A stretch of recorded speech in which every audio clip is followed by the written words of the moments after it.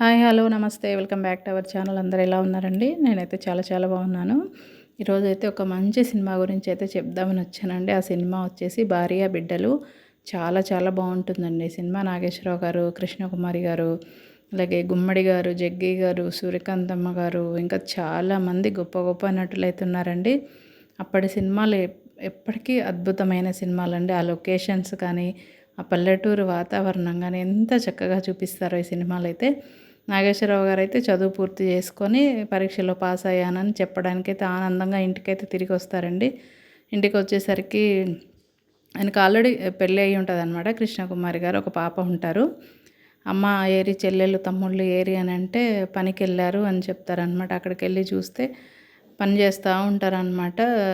శ్రీదేవి గారు ఉంటారండి చిన్నప్పుడు. ఎందుకమ్మా ఇలా పని చేస్తున్నారు, మీరు పంపించే డబ్బులతో నేను చదువుకున్నానా, నాకే అసహ్యమేస్తుంది అంటారు. లేదు నాయనా, నువ్వు చదువుకుంటే ఉద్యోగం వస్తే మా కష్టాలన్నీ తీరిపోతాయి అని చెప్తారనమాట. అప్పుడు సూర్యకాంతమ్మ గారు వచ్చి ఇవన్నీ నా వల్లనే కదా అది ఇది అని చెప్పేసి ఆవిడ సంబంధం లేకుండా గొడవ పడుతుంటారు. సూర్యకాంతమ్మ గారు వచ్చేసి నాగేశ్వరరావు గారికి అక్కగారు అవుతారనమాట. అంటే నాగేశ్వరరావు గారి అమ్మగారికి తోడుకోడలు కూతురు అనమాట. ఇక్కడే ఉంటారు, భర్తతో సహా వచ్చి ఇక్కడే ఉంటారు. ఇంకా అప్పుడే అప్పులు వాళ్ళు కూడా వస్తారనమాట. ఇప్పటికే మీకు చాలా అప్పులు ఎక్కువైపోయినాయి, ఇంక అప్పులు తీర్చాల్సిందే, ఇంక ఇల్లు అయితే స్వాధీనం చేసుకుంటానని చెప్తారు. సరే, మాకు ఉండేది ఇంక ఇల్లు ఒకటే కాబట్టి ఇల్లు కూడా అమ్మేస్తాము, అయితే ఒక 2 నెలలు టైం ఇవ్వండి, వీళ్ళని ఎక్కడికి పంపించొద్దు, ఈ 2 నెలల్లో నేను మీ అప్పు తీర్చేస్తానని చెప్పి ఆయన దగ్గర పర్మిషన్ తీసుకొని వాళ్ళ అమ్మ వాళ్ళని అయితే అక్కడే ఉంచుతారు. ఆయన ఇంకా ఉద్యోగం కోసం అని చెప్పేసి మళ్ళీ టౌన్కి వస్తారనమాట. ఇంక ఎక్కడ ఉద్యోగాలు అయితే దొరకవు. అనుకోకుండా జగ్గయ్య గారు అయితే కనిపిస్తారనమాట. ఆయన కనిపించి ఇంటికైతే తీసుకెళ్తారు. నువ్వు ఇక్కడే ఉండు, నీకు ఉద్యోగం వచ్చే వరకు ఇక్కడే ఉండు అని చెప్తారు. ఇంకా సూర్యకాంతమ్మ గారు అయితే ఇంకా వాళ్ళకైతే ఏం పెట్టారనమాట. అన్నీ ఈవిడే చేసుకొని తింటూ ఉంటారు. భర్త అయితే మంచివారనమాట. ఇంకా వాళ్ళకి పెట్టినవి అయితే ఈ పిల్లలకైతే తీసుకొచ్చి పెట్టి వాళ్ళని బాగా చూసుకుంటుంటారు. కొంచెం బాగానే గయ్యాలుగా చేస్తారండి సినిమాలో. సూర్యకాంతమ్మ గారు అయితే అలా చేస్తేనే ఆ క్యారెక్టర్ బాగుంటుంది, గయ్యాలి క్యారెక్టరే బాగుంటుంది ఆవిడకి. నాగేశ్వరరావు గారిని అయితే అందరికీ పరిచయం చేస్తారండి జగ్గయ్య గారు. అక్కడైతే గుమ్మడి గారు ఉంటారు, ఆయనకు బాగా నచ్చుతారనమాట నాగేశ్వరరావు గారు. నాకు పర్సనల్ సెక్రటరీగా ఉండాలి, ఇట్లా మా అమ్మాయి ఉంది, అమ్మాయికి ఇలా ప్రాబ్లం ఉంటుంది అది ఇదని చెప్తారనమాట. చెప్తే ఆయన కండిషన్ పెడతారు, నీకు పెళ్ళి కాకుండా ఉండాలి, ఈ జాబ్ చేయాలంటే పెళ్ళి కాకూడదు, బ్రహ్మచారులకు మాత్రమే అని చెప్తారనమాట. ముందు కొంచెం ఆలోచించినా సరే ఇంక ఆయన సరే అని ఒప్పుకుంటారు. ఇంకా ఆయనకు అవసరము, ఫ్యామిలీని పోషించుకోవాలి కాబట్టి ఉద్యోగం అవసరం అని చెప్పేసి నాకు ఇంకా పెళ్ళి కాలేదని చెప్పి ఉద్యోగంలో అయితే చేరుతారు. చేరాక డబ్బులు అయితే పంపిస్తుంటారు ఇంటికి. అది తెలియకుండా సూర్యకాంతమ్మ గారు అయితే దాచిపెట్టుకొని ఇంకా ఫ్యామిలీకి ఇవ్వరు, ఆవిడే వాడుకుంటూ ఉంటారు. భర్తకైతే వార్నింగ్ ఇస్తుంది అనమాట, ఈ విషయం ఎవరికి బయటికి అయితే చెప్పొద్దని. జయలలిత గారు విదేశాల నుంచి ట్రీట్మెంట్ తీసుకొని వస్తారనమాట. ఆవిడ కాళ్ళు చచ్చుబడిపోయి ఉంటాయన్నమాట. నాగేశ్వరరావు గారు ఆవిడని మాటలతో నవ్వించడము, డ్యాన్సులతోటి అట్లా మంచిగా మానసికంగా ఆవిడ ఉద్రేకపడకూడదు అని చెప్తారనమాట. చాలా బాగా చూసుకోవాలని చెప్తారు. అదేవిధంగా నాగేశ్వరరావు గారు అయితే చక్కగా చూసుకునేవారు. జయలలిత గారు ఆయన్ను బాగా ఇష్టపడుతూ ఉంటారు. నాగేశ్వరరావు గారు పంపించే డబ్బులతో సూర్యకాంతమ్మ గారు చీరలు అవి కొంటూ ఉంటారనమాట. పాప వచ్చి అడిగినా సరే విసుక్కుంటారు. మళ్ళీ పంపించారు డబ్బులు అని చెప్పంగానే నాగేశ్వరరావు గారు అమ్మగారు వింటారనమాట. అయితే డబ్బులు పంపిస్తున్నాడా, మరి ఏంటి డబ్బులు మాకు చెప్పలేదే, అన్నీ నువ్వే దాచిపెట్టుకొని తింటున్నావా, మా పిల్లలకి ఏం పెట్టకుండా అని గొడవ చేస్తారనమాట. ఇంకా సూర్యకాంతమ్మ గారు అయితే చేయి చేసుకున్నంత పని చేస్తారనమాట. సరే నువ్వే ఉండు ఇక్కడే, ఇంకా మేము వెళ్ళిపోతాం నా కొడుకుని ఎత్తుక్కుంటూ అని చెప్పేసి ఇంక అందరూ కలిసి ఇంకా టౌన్కి అయితే వచ్చేస్తారండి. ఇంక ఆయన ఎంత వెతికినా కనిపించారనమాట. సరే అయితే ఆయన డబ్బులు అయితే ఎక్కడి నుంచి అయితే పంపిస్తున్నారు, పోస్ట్ ఆఫీస్ దగ్గరే వెళ్ళి వెతుకుతాము, అక్కడ ఏమన్నా ఉన్నారేమో అని చెప్పేసి అక్కడికి వెళ్తారు. అందరూ వెళ్ళి ఇంక అక్కడే ఉంటారనమాట. ఇంకా అక్కడి నుంచే డబ్బులు పంపిస్తారు కాబట్టి అక్కడే ఉందాము వస్తారని. అక్కడ పోస్ట్ ఆఫీస్లో పనిచేసే ఒక అతను అయితే ఇలా ఎన్ని రోజులు ఉంటారమ్మా పిల్లల్ని పెట్టుకొని, మీ అబ్బాయి వచ్చినప్పుడు నేను చెప్తాను, మా ఇంటికి వెళ్దాం పదా అని చెప్పేసి ఆయన పెద్ద మనసుతో అయితే వాళ్ళ ఇల్లు అయితే ఇంటికైతే తీసుకెళ్తారు.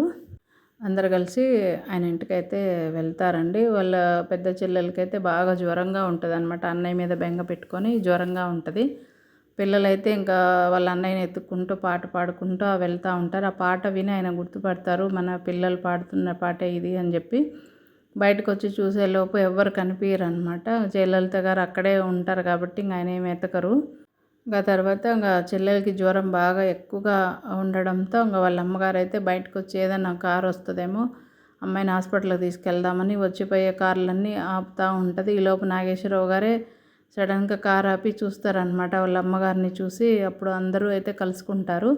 ఆ సీన్ అయితే చాలా అద్భుతంగా ఉంటుందండి. ఆ సీన్ చాలా బాగుంటుంది. ఇక్కడ నాకు చాలా మంచిగా అనిపించింది. ఎట్లా అంటే ఎంతమంది ఆడవాళ్ళు ఇంట్లో ఉన్న ఇంటికి ఒక మగ దిక్కు అనేది ఉంటే ఆ ఆనందమే వేరని అనిపించిందండి. అసలు ఇంట్లో ఒక మగ దిక్కు కానీ ఒక పెద్ద దిక్కు కానీ ఉండాలి అని అంత ఆనందపడతారనమాట. ఆయన కనిపించగానే అప్పటి వరకు వాళ్ళు పడ్డ బాధలన్నీ మర్చిపోతారు. ఆయన కనపడంగానే అందరూ అంత సంతోషిస్తారనమాట. వాళ్ళ చెల్లెలకి అయితే ఇంకా జ్వరం వచ్చిందని తెలుసుకొని ఆయన చాలా బాధపడతారు. అసలు ఎందుకు వచ్చారు, ఎలా వచ్చారు ఇక్కడికి అని చెప్పి అన్నీ అడుగుతారు. తను ఉన్న ఇంటికైతే తీసుకొని వెళ్తారు. తర్వాత అక్కడి నుంచి జగ్గయ్య గారి ఇంటికైతే తీసుకెళ్ళి వాళ్ళ తమ్ముని కూడా పరిచయం చేస్తారు.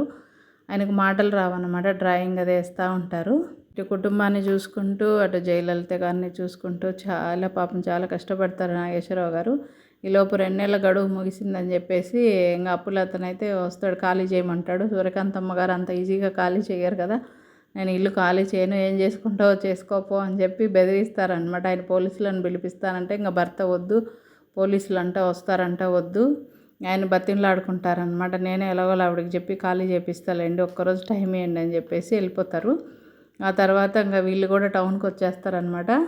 రాజబాబు గారి కారు కింద పడ్డట్టు యాక్ట్ చేస్తారు సూర్యకాంతమ్మ గారు. పోలీసులను పిలిపిస్తాను, నాకు దెబ్బ తగిలింది అనగానే ఆయన భయపడిపోయి వద్దు వద్దు పోలీసులు వద్దు, మా ఇంటికి తీసుకెళ్తా పదా అని చెప్పేసి సూర్యకాంతమ్మ ఫ్యామిలీని రాజబాబు అయితే వాళ్ళ ఇంటికైతే తీసుకెళ్తారు. ఇంక ఇక్కడే ఉండండి మీరు, ఇక్కడ వంటగది అన్నీ ఉన్నాయి, మీరు ఇక్కడే ఉండండి అని చెప్పంగానే ఆ ఇల్లు చూసి ఆవిడ అమ్మో ఎంత బాగుంది ఇల్లు, ఎంత పెద్ద వంటగది, ఇక్కడే ఉందామని చెప్పేసి ఇంక అక్కడే ఉంటారనమాట.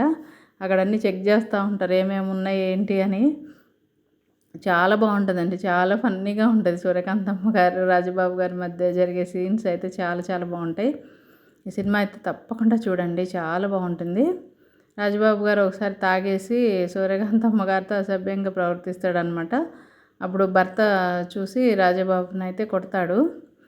కొట్టి ఇంకా సూర్యకాంతమ్మకి అయితే చెప్తాడనమాట, మనం ఇక్కడ ఉండొద్దు వెళ్ళిపోదాం పదా అంటే, లేదు ఇక్కడ అన్ని వసతులు ఉంటే ఎందుకు వెళ్ళిపోవాలి, ఇక్కడే ఉండాలి, ఇప్పుడు ఎక్కడికి వెళ్ళి ఉంటాం మనం అని చెప్పేసి రారనమాట. ఇంకా ఈవిడ ఇలా అయితే వినదని చెప్పేసి ఆయన తాగినట్టు యాక్టింగ్ చేస్తారు. యాక్టింగ్ చేసి ఇంక అప్పుడు సూర్యకాంతమ్మ గారిని అయితే కొడతారనమాట. అసలు నమ్మదు ఆవిడ.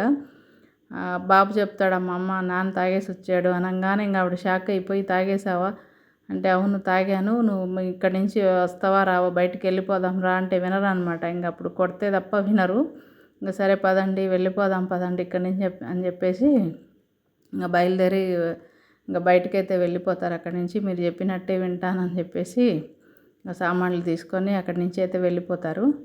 జయలలిత గారికి కృష్ణకుమారి గారికి ఒక బట్టల షాప్లో పరిచయం అయితే ఏర్పడుతుంది. ఆ పరిచయంతో జయలలిత గారు కృష్ణకుమారి గారి ఇంటికి వెళ్తారనమాట.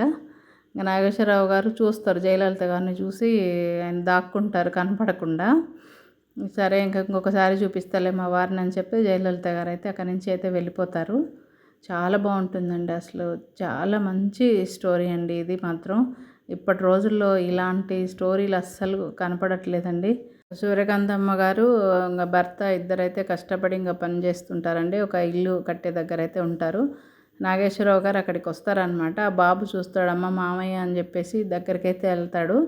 అదేంట్రా ఇక్కడే ఉన్నారు ఏంటంటే, అమ్మ నాన్న కూడా ఇక్కడే ఉన్నారు, పని చేస్తున్నారు ఇక్కడ అని చెప్పేసి వాళ్ళ దగ్గరికైతే తీసుకెళ్తారు. వాళ్ళందరినీ చూసి ఆయన బాధపడతారనమాట. ఏంటి మీరు ఈ పని చేయడం ఏంటి అంటే, కష్టపడి పని చేయడంలో ఎంత తృప్తి ఉందో ఇప్పుడు తెలుసుకున్నామయ్యా, మమ్మల్ని క్షమించు అని అంటారనమాట.